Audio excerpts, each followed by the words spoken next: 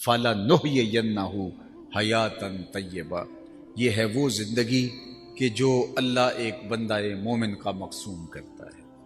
لوگوں نے سمجھا کہ اس کا وجود ہی مٹ گیا ہے، اس کے اجزاء بکھر گئے ہیں، اب اس کا نشان نہیں بچا، لیکن جو اپنی زندگی میں سفر ارتقاء پہ گامزن رہتے ہیں تو وہ کبھی مرا نہیں کرتے۔ ربعی بن حراش ساری زندگی ہنسے نہیں، فرماتے تھے کیا خبر میرا انجام کیا ہو۔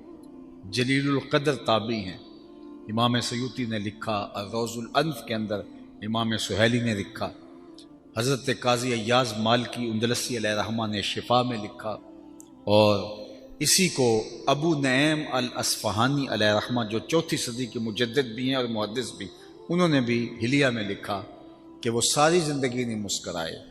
وہ فرماتے تھے کیا خبر میرا انجام کیا ہوگا۔ خیر موت تو آنی تھی۔ ایک دن جب پیغام اجل آیا اور وہ آغوش موت میں اتر گئے تو ان کے بھائی کا نام تھا ربیع بن حراش، تو وہ غسال کو بلا لایا، کہا میرے بھائی کا انتقال ہو گیا ہے تو تم اسے ذرا غسل دو۔ تو غسال جب غسل دینے کے لیے داخل ہوا تو فوراً باہر پلٹ آیا، کہا اتنی جلدی؟ کہا یار تیرا بھائی بڑا عجیب ہے۔ کہا کیا ہوا؟ کہا نحن نغتسلہ وہو یتبسم، ہم اسے غسل دیتے ہیں وہ آگے سے مسکراتا ہے۔ اللہ اکبر، نشان مرد مومن بات گوئم چون مرگ آئے تبسم بر لب اوست۔ اقبال نے کہا آ تجھے اللہ کے بندے کی نشانی بتاؤں، جب موت آتی ہے تو اس کے چہرے پہ مسکراہٹ ہوتی ہے۔ اللہ اکبر، چونکہ اس نے کامیاب زندگی گزاری ہے اور یہ لمحہ اس کے لیے خوشخبری ہے۔ تحفۃ المومن الموت کا یہ عملی ظہور ہے۔ اوروں کے لیے تو موت بھیانک ہوتی ہے، لیکن جنہوں نے اپنی زندگی اللہ کے نام وقف کر دی، اس کے نام لگا دی، تو پھر یہ موت ان کے لیے ایک بھیانک منظرنامہ نہیں ہے بلکہ یہ تحفہ بن جاتی ہے۔ حضرت ابراہیم علیہ السلام کی خدمت میں اسرائیل حاضر ہوئے قبض روح کے لیے، تو پوچھا کدھر آئے ہو؟ کہا قبض روح کے لیے۔ کہا عجیب بات ہے، رب مجھے اپنا خلیل بھی کہتا ہے اور تجھے قبض روح کے لیے بھیج دیا۔ کبھی ایسا بھی ہوا ہے کوئی یار بھی یار کی موت چاہے؟ وہ مجھے خلیل کہتا ہے اور تجھے قبض روح کے لیے بھیجا، کوئی یار بھی یار کی موت چاہتا ہے؟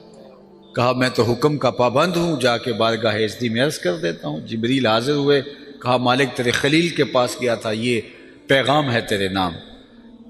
تو کہا میرے خلیل کے پاس پھر جاؤ، میرا سلام دو اور کہنا کہ کبھی ایسا بھی ہوا ہے کوئی یار یار کو بلائے اور وہ ملنے بھی نہ آئے؟ تو روح بے چین ہوگی، کہا دیر نہ کر، ابھی قبض کر دے۔ تو پھر موت بھیانک نہیں ہوتی، موت تحفہ بن جاتی ہے۔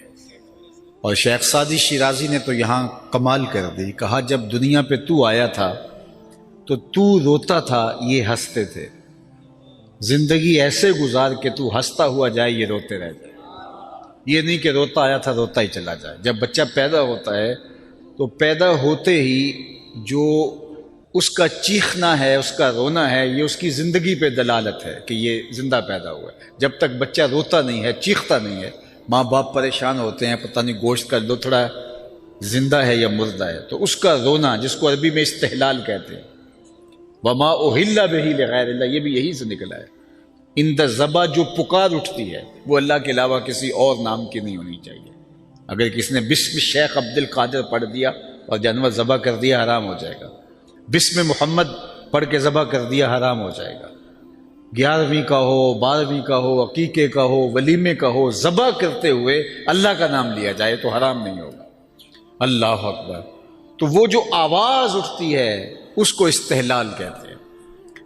بلکہ حضور سے پوچھا گیا کہ حضور جب بچہ پیدا ہوتا ہے تو روتا کیوں ہے؟ طبرانی نے موجم میں لکھا، پوچھا گیا کہ جب بچہ پیدا ہوتا ہے تو روتا کیوں ہے؟ فرمایا اس کے ساتھ ایک اہم ذات جنم لیتا ہے جو اس کی پسلیوں کو چھیڑتا ہے، جس کی وجہ سے وہ روتا ہے۔ تو صحابہ نے دوسرا سوال کیا کہ حضور جب آپ آئے تھے تو آپ کے ساتھ بھی ہمزاد آیا تھا؟ فرمایا ہاں۔ تو کہا کہ اس نے تو آپ کو کوئی اس طرح کی چیز نہیں کی؟ تو فرمایا اس نے کیا چھیڑنا تھا، اس کی نظر میرے چہرے پہ پڑ گئی۔ فلما رآنی اسلم، جب اس نے مجھے دیکھا اس کے لبوں پہ کلمہ جاری ہو گیا۔ جواہر البہار،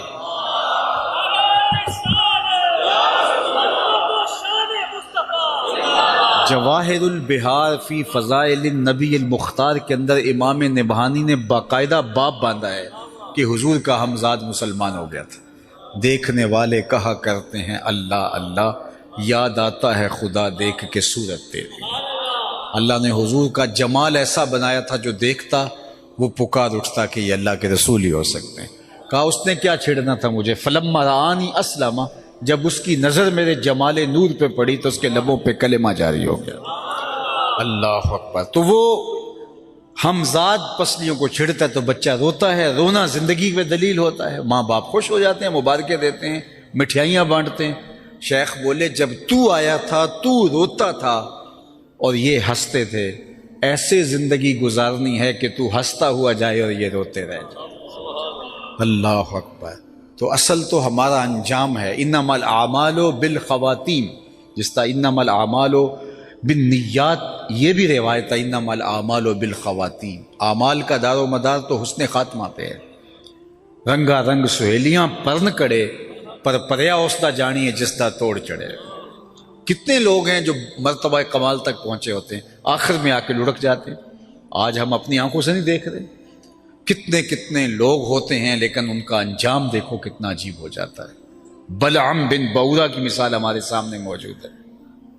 بنی اسرائیل کا مستجاب الدعوات ولی تھا، جب ہاتھ پھیلا کے دعا مانگتا تو منہ پہ ہاتھ بعد میں آتے، قبولیت پہلے ہو جاتی، اتنا مستجاب الدعوات تھا۔ لیکن پھر اسی کے بارے میں کہا گیا مثلہ کمثل الکلب، اس کی مثال کتے کی مثال ہے، زبان لٹک گئی تھی، زمین چاٹتا تھا مستجاب الدعوات اور اللہ کا ولی تھا، لیکن انجام بہت برا ہوا۔ اسی لیے میاں صاحب بولے پڑھنے اتے مان کرینا تے نہ آکھی میں پڑھیا، او جبار کہار صداوے متا روڑ دے وے دودھ کڑیا۔ جب تک یہ یقین نہیں ہو جاتا کہ میرا انجام کیا ہے، اس وقت تک دھڑکا لگا رہے۔ ابو العالیہ جلیل القدر تابعی ہیں، بخاری اٹھائیے کتاب الایمان، حضرت ابو العالیہ فرماتے ہیں کہ میں 30 اصحاب پیغمبر سے ملا، حضور کے 30 اصحاب سے میری ملاقات ہوئی ہے، 30 اصحاب سے میری ملاقات ہوئی اور میں نے ہر ایک کو فکر مند دیکھا، سب کہتے تھے انجام ٹھیک ہو جائے۔ اللہ اکبر۔ آج تو ہم سمجھتے ہیں ہم بخشے ہی ہوئے ہیں، لیکن وہ جنہوں نے حضور کو دیکھا، حضور کی صحبت میں رہے، اللہ اکبر، وہ بھی ڈرتے تھے۔ جن کو حضور نے کہا بشارت دی جنت کی، وہ بھی اینٹ اٹھاتے ہیں اور پھر نیچے رکھتے ہیں، تو کہتے ہیں کاش کہ میں اینٹ ہی ہوتا۔ چڑیا کو بیٹھے دیکھتے ہیں حضرت ابوبکر رضی اللہ تعالیٰ عنہ، وہ ایک شاخ سے دوسری شاخ پہ جاتی ہے تو کہتے ہیں واہ چڑیا کہ کیا موج ہے، ایک شاخ سے دوسری شاخ پہ چلی جاتی ہے اور تیرا حساب بھی نہیں ہوگا، پھنسے تو ہم ہیں جن کا حساب ہوگا۔ ہمارے پلے کوئی عمل نہیں اور ہم سمجھتے ہیں جنت کے ٹھیکیدار ہم ہیں۔ تو کہتے ہیں 30 اصحاب سے ملا ہوں، 30، ہر ایک کو میں نے ڈاڈا فکر مند پایا ہے اپنے انجام کے حوالے سے۔